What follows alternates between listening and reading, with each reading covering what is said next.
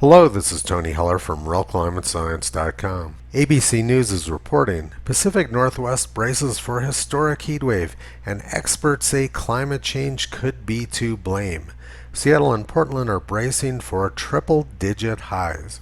Let's take a look at the forecast weather map for tomorrow and see what these experts are talking about.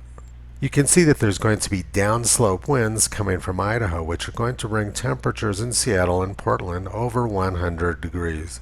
This is today's global temperature anomaly map from the University of Maine. The Earth is 0.2 degrees Celsius above average, with many areas of the Earth being quite cold.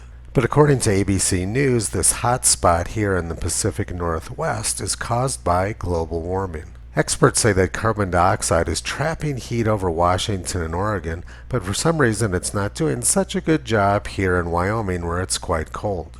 But now let's go back to June 1859 and look at some actual science. Southern California was experiencing some downslope winds. On June 17, 1859, at Santa Barbara, California on the coast, temperatures rose to 133 degrees Fahrenheit in the shade. That would have been a world record temperature at that time. 2 hours later, temperatures had dropped to 122 degrees Fahrenheit, and 5 hours later they dropped down to 77 degrees. Downslope winds cause the air to compress and heat. If you've ever used a bicycle pump, you know that the pump can get very hot from the air which is being compressed inside. It was incredibly hot in California on June 17, 1859. A fisherman who was out at sea came back with his arms all blistered. Many calves, rabbits, and birds died of suffocation. The greatest losses were among the vegetables. The fruit trees are all burned. The pears and apples have been literally cooked. Climate alarmists will of course claim that the thermometers were not working properly, but that won't bring the calves, rabbits, and birds back to life.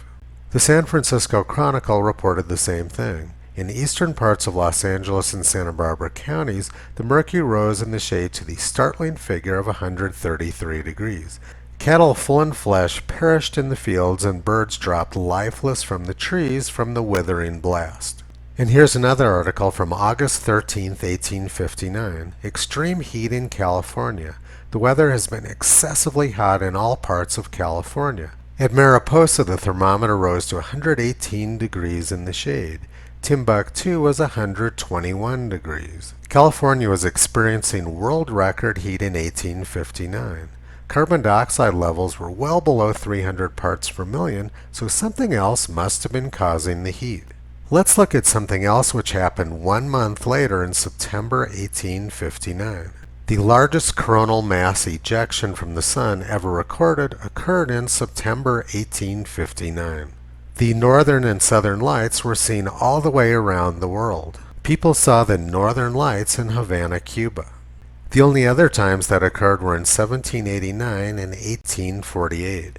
The northern lights were so bright that the lamplighters seriously contemplated extinguishing the street lamps. The telegraph lines were shut down. So much electricity was passing through the wires that the operators couldn't touch the equipment without getting shocked. Electronic communications were severely disrupted by this solar storm. If a similar event occurred now, a lot of people believe it would cause massive disruption to our power and communications infrastructures. The world's record heat in California during the summer of 1859 was probably associated with the unusual solar activity which was occurring at that time. But the immediate cause of the record heat was downslope winds. In 1859, some members of the press actually tried to report real news. Unlike the science illiterates we have in the press now who report fake news all the time. Washington State set the record temperature almost a century ago at 118 degrees Fahrenheit, and Oregon set the record temperature in 1898 at 119 degrees Fahrenheit. Will Washington and Oregon break the record temperatures tomorrow?